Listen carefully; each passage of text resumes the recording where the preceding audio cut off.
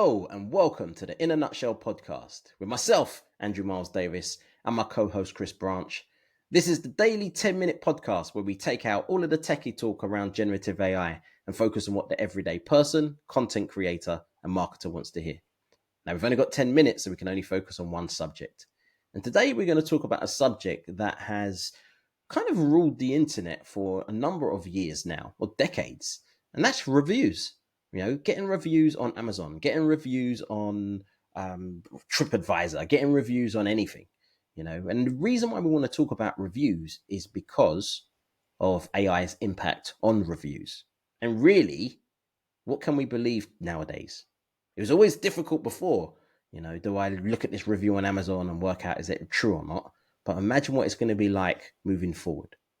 So the reason why I wanted to talk about this is because, again, like a lot of these episodes, we were having this discussion offline and we said, let's just stick the mics on and just talk about it. So, Chris, what's your thoughts? Why are we talking about this today?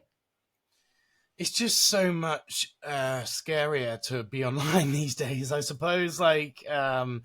Everyone seems to be talking about the politics because we're in an election year. And we've made a few episodes on this ourselves because we agree that it is a very big subject, to be worried about. The fact that AI is going to be able to fake images, fake video, and fake other things that people may believe are true images, true video, and stuff like this.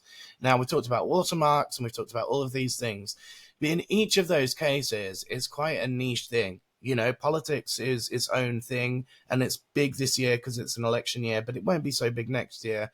But Amazon reviews, e-commerce purchases, solicited emails, random text messages, these are everyday things, right? And they can also be faked using exactly the same technology as the politics stuff. And we're starting to see a massive increase in this to the point where the tools in which you can spot this fakeness are becoming viral themselves. And we made an episode about, the destruction of your own images when getting into AI training data sets through Nightshade.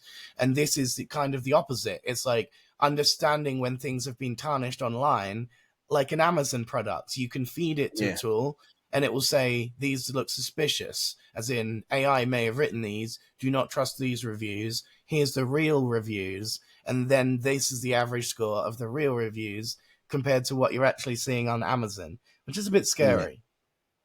Yeah, there's a site called Review Meta. So reviewmeta.com, I believe it is, or just Google Review Meta and you'll find it. And it kind of works out what reviews are real or verified predominantly on Amazon. Because with Amazon, it's been, I guess it's not like common knowledge, but a lot of people, if I've created an Amazon product or I've got a new Amazon product and I put it on the marketplace, and like, how am I going to get to page one? The number one thing, or one of the main things, are reviews, because that's what people look at. So, but how do you start reviews? Because you need to get sales, but you're not going to get sales because no one's going to buy it. So it's that chicken and egg, like what one comes first. So what ends up happening is people go to review groups. So there's groups of people, huge groups, forums of people who sometimes pay to be part of this group, because what happens is people who, let's say Amazon creators or Amazon distributors, they will give people in these groups their product in exchange for them to leave a review. Now, Amazon kind of changed this because then it said verified review. So verified review essentially is they've got proof that you paid for the review, paid for the product, and then left the review. So there was other ways they got around that.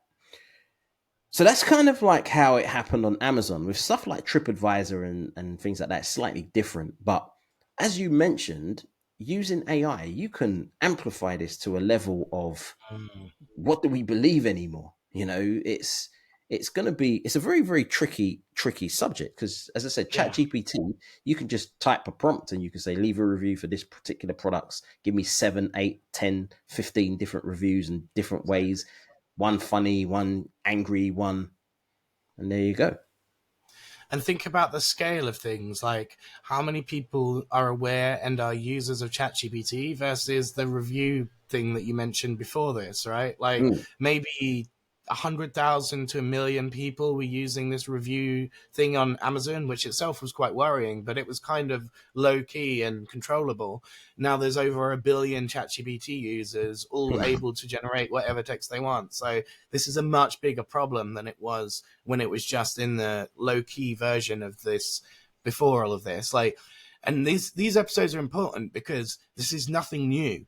This is nothing new. We've seen all this before. It's just now available to hundreds times more people than it was before. And therefore, the issue, which you didn't realize existed, will now become on your radar, even though we've known about it for years, you know? Yeah. Because it's gone beyond. Obviously, when you talk about things like deep fakes, at the moment, deep fakes is more if you're deep faking someone if they're known. Oh, someone deep faked Donald Trump, or someone deep faked Richie Sunak, or someone deep faked Tom Cruise, or whoever it may be.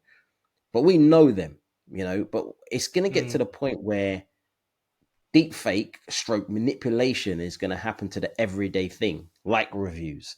You know, even though it's been happening before, as you mentioned, it's going to be more disguised. You know, it's going to be more disguised, which means people are going to believe it more.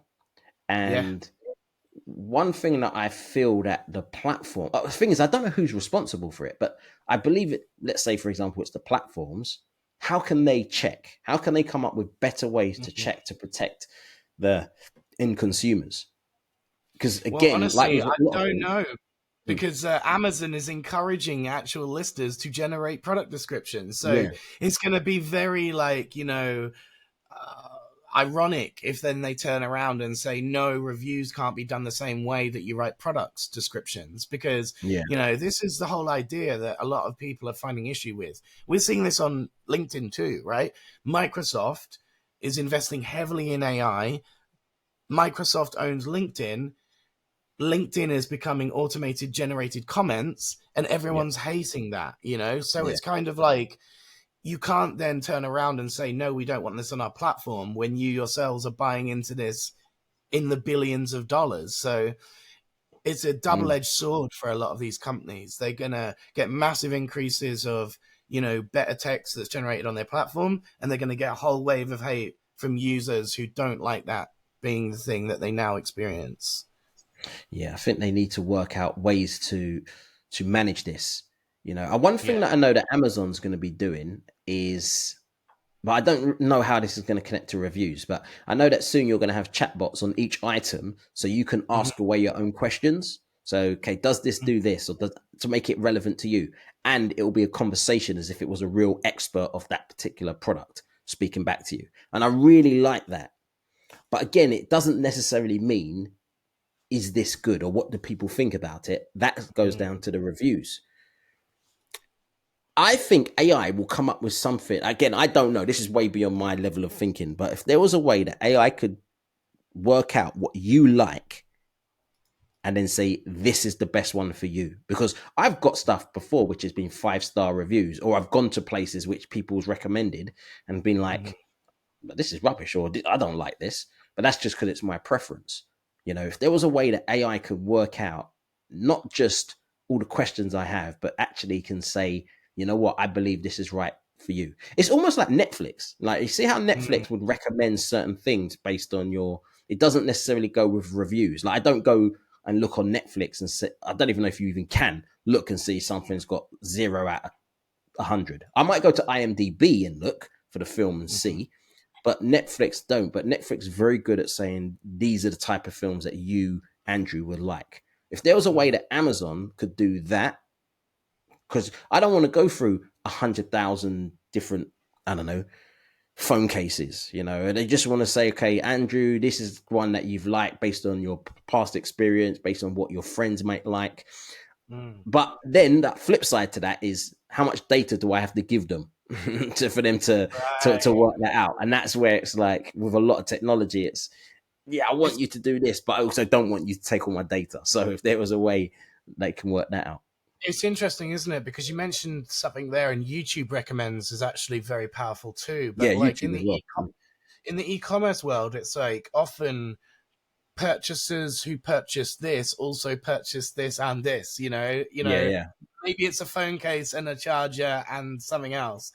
But like, yeah, it's going to be interesting to see how these guys are playing this card because, like I said, lots of people are having issue with it, and yet it's going to be very beneficial to them. So they're going to have to somehow tarnish the issues that people have with it. And if Amazon does own this AI technology, they should be scanning for fake reviews and highlighting that on stores and banning stores. You know, it shouldn't Yeah, be down to us users having to do our own due diligence because clearly Amazon has this power.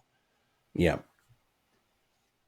Yeah, so in a nutshell for this one, look out for a lot more in this case, you know, like online faked stuff. We're going to be talking about it in future series for probably years to come, like until something gets put into regulation whereby it might actually get cut completely and made illegal. But until then, everyone's going to be gaming the system and we're going to be analyzing it. For sure.